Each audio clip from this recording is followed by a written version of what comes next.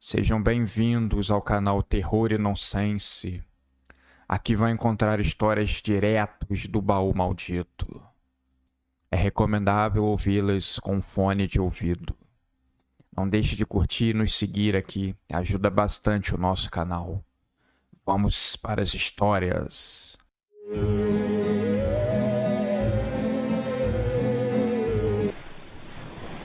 Estava bastante cansado. A vida como motorista era muito dura. Menos de 4 horas de sono por noite. Às vezes, nem isso. O preço do frete compensava ir o mais rápido possível, para dar tempo de fazer outro antes que o mês terminasse. Anfetamina na veia, Jonas percorria o seu caminho, iluminando à frente a estrada de noite. Desde pequeno, ele sonhava em ser caminhoneiro. Via os caminhões saindo dos postos de gasolina perto da sua casa. Pensava que era um mundo de sonhos e liberdade, mas não era bem assim. A vida na estrada era dura e pesada. Muito tempo longe da família, privações, entre outras coisas. Ao longe, ele ilumina alguém na estrada. Parece uma mulher toda de branco. Ele coça as vistas para verificar se era uma realidade ou um sonho. Às vezes, muito tempo sem dormir lhe dava algumas alucinações. Ele via coisas. Chegando mais perto, ele notou que era real. O vestido branco tinha algumas manchas de sangue, e a mulher estava mancando como se estivesse machucada. Jonas pensou que seria negligência deixar uma mulher ferida na estrada. Não era justo. Então, parou no acostamento para dar carona. A moça subiu no seu caminhão.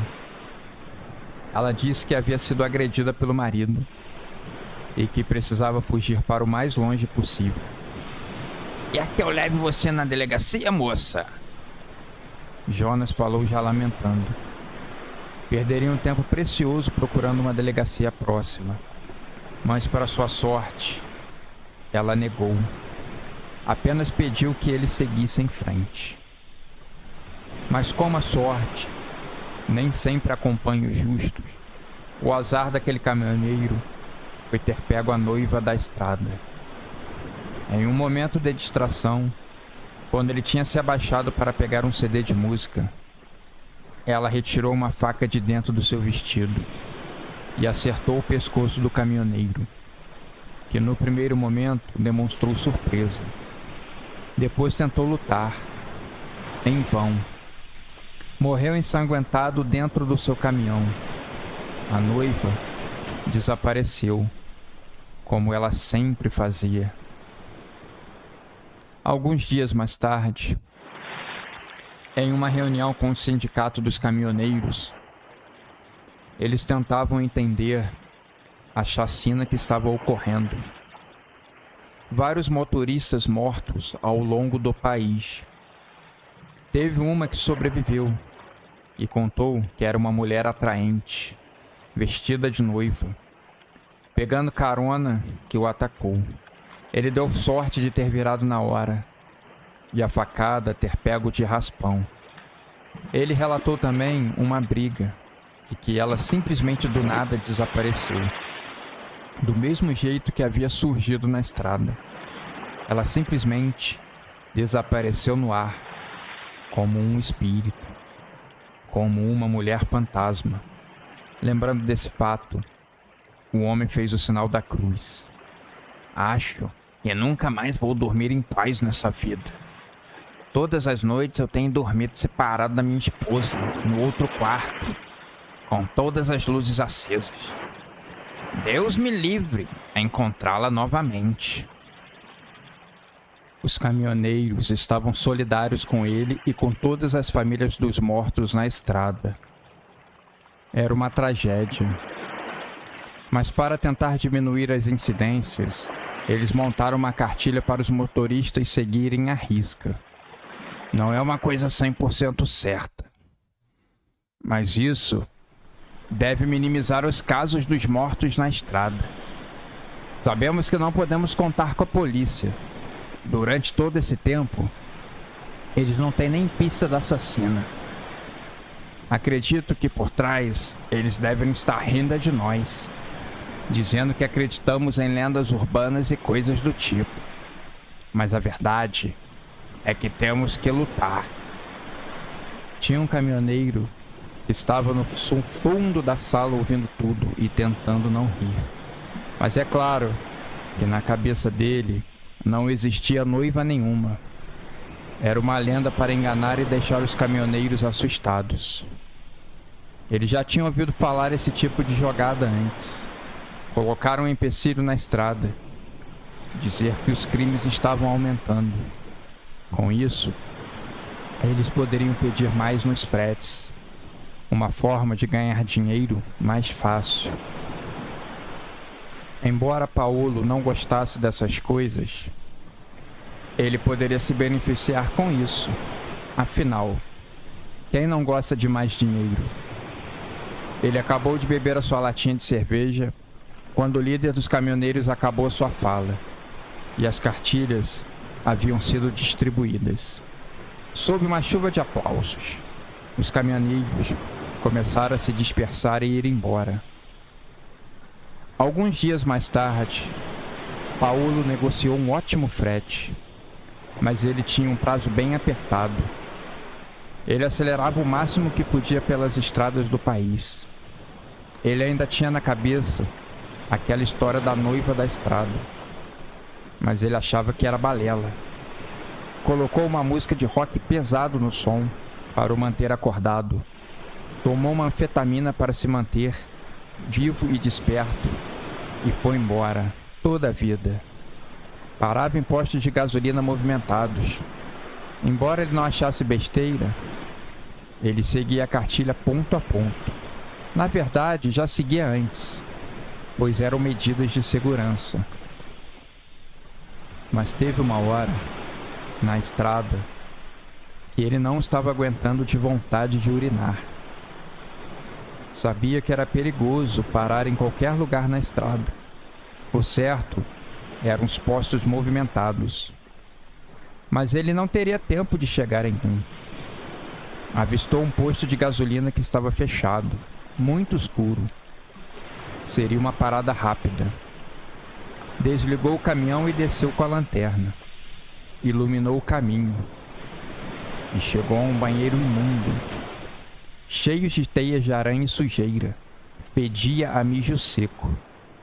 Ele segurava a respiração enquanto se aliviava na privada. Assim que fechou o zíper da calça, tratou de voltar ao caminhão. Estava com medo. Embaixo do seu semblante sério de pessoa cética, ele sentia um pouco de medo. Entrou no caminhão, o ligou e pensou: aliviado, vamos seguir viagem, e ela é muito longa. Mas assim que ele tentou ajeitar o espelho, viu a sombra de uma mulher com cabelos longos e levantando o véu do rosto. Lábios rachados e manchas secas de sangue no rosto. Ela levantou uma faca. Ele só teve tempo de gritar aterrorizado. A noiva da estrada tinha feito mais uma vítima. O pobre Paulo, nas próximas reuniões, serviria como exemplo.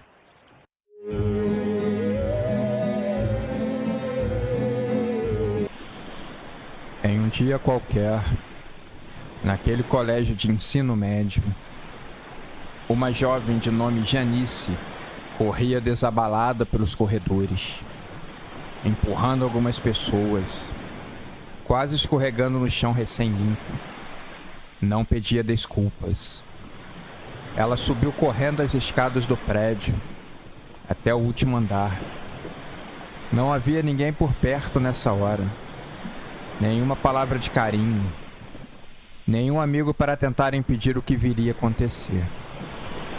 Sem nenhum motivo aparente, a menina assustada parecia correr de alguma coisa.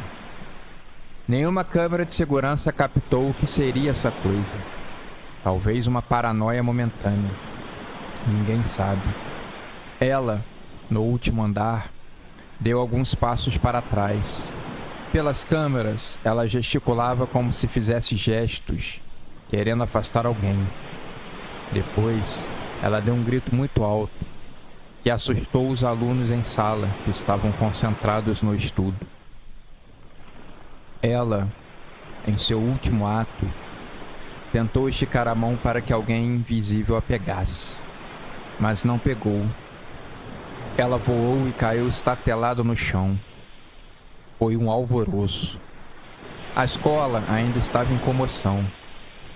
A pobre Janice havia falecido, caindo da parte alta do prédio da escola, batendo a cabeça no chão. Os médicos tentaram reanimá-la. Fizeram todos os esforços possíveis, em vão.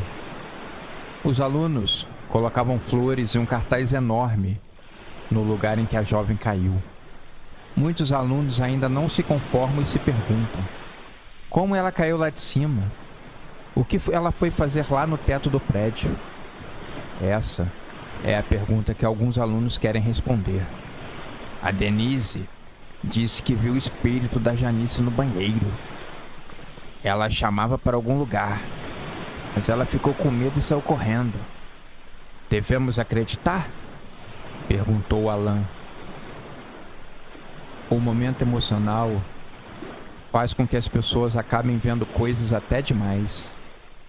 Uma fumaça de cigarro pode se transformar em um vulto, que vira um espírito, e por aí vai. A imaginação nessas horas decola. Podemos investigar. E se fizéssemos o jogo do copo? Sabem? Aqueles de colocar letras e perguntar se algum espírito está presente? Essa coisa toda? Podemos dar uma rápida pesquisada na internet. E de noite, voltamos à escola e tentamos. Assim podemos falar com a Janice e ela nos contar o que aconteceu naquele dia. Os 4 amigos que estavam ali, Alan, Sarah, Megan e Thomas, continuaram debatendo no intervalo se aquilo seria ou não uma boa ideia. Decidiram se falar durante o dia e mais tarde se fariam a tentativa ou não. Sarah era mais medrosa, ficou com medo de se comprometer mais. Mas, além do medo, ela também é muito curiosa e quer saber o que aconteceu. Combinaram de invadir o colégio às 11 horas da noite. Todos os 4 se encontraram ali àquela hora. Rapidamente pularam o muro e entraram no colégio. Foram até a sala em que Janice estudava. Colocaram as letras que Sarah tinha preparado no chão em ordem alfabética e as palavras sim e não. Os 4 fizeram uma roda e se deram as mãos. Megan era quem liderava o grupo. Pois bem, vamos começar rezando o Pai Nosso e a Ave Maria. Juntos, eles rezaram. Depois Megan colocou um enorme copo de vidro no centro da roda. Cada um colocou um dedo em cima. Concentrado, eles começaram as perguntas. Tem alguém aí? Precisaram repetir essa pergunta por 5 vezes. Na quinta, para o espanto de todos, o copo começou a se mexer. Thomas levou um susto, mas continuou firme com o dedo. O copo rapidamente se movimentou para cima. E quem está aí? Dessa vez, o copo formou a palavra Janice. Os 4 alunos estavam empolgados. Estava funcionando aquela brincadeira do copo. Sarah imaginava que aquilo não funcionaria, mas se enganou, para sua surpresa. Aos poucos, as perguntas estavam sendo feitas. Janice as respondia bem devagar, mas com exatidão. Não tremia e nem hesitava nas respostas. Parecia querer trazer conforto aos amigos que tinham ficado desse outro lado do plano espiritual. Quando chegou na derradeira pergunta, foi que tudo mudou. Um vento gelado soprou para dentro da sala de aula. Alan tremeu de frio e se apertou ao seu casaco. Quem fez isso com você? Essa pergunta desencadeou uma confusão na sala. Objetos começaram a voar. Janice parecia não conseguir mais responder.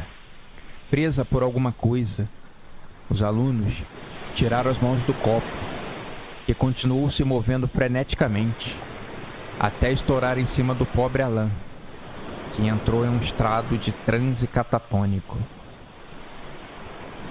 Na inauguração da quadra de futsal da escola, muitas décadas atrás, no jogo de exibição inicial, o time do colégio fazia um amistoso com o colégio do bairro vizinho.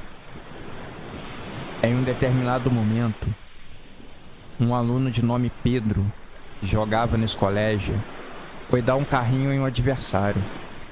Acontece que, pela quadra ser ainda muito nova, o piso de taco ainda não estava muito colado. Ele acabou se soltando e acertou o baço do garoto, que rompeu ali mesmo na quadra. Chamaram a ambulância, mas quando eles chegaram, o garoto já havia morrido. Muitos diziam que Pedro era um jovem muito problema. Fumava em sala de aula, aliciava garotas, levava os outros alunos para o mundo das apostas, fazer coisas erradas. Era o típico jovem que tinha tudo em casa, menos juízo. Mas as conversas na escola é que ele tinha ido tarde. Ninguém lamentaria sua morte. Décadas mais tarde, vagando pelo colégio, ele resolveu que precisava de uma companhia e se apaixonou por Janice. Todos os dias perseguiu a garota, até que ele conseguiu que ela morresse, para vir à escola e lhe fazer companhia. Claro que a escola fez uma pequena homenagem a Pedro. Nada comparado com décadas mais tarde, a homenagem feita a Janice. Mas fizeram algo para não passar batido.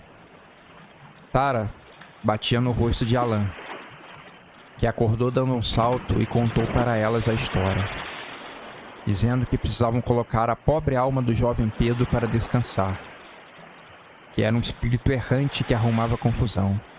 Só assim, ele e a Janice poderiam ter paz.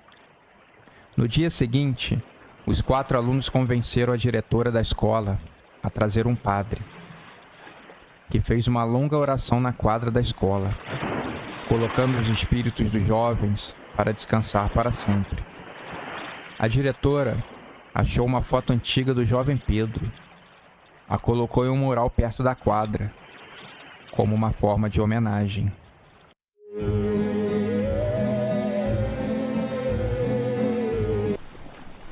A lenda da dançarina da Sérvia ecoa pelas ruas estreitas e escuras da cidade, caminhando de viela em viela, de beco em beco, espalhando a sua fama por onde quer que alguém fale dela.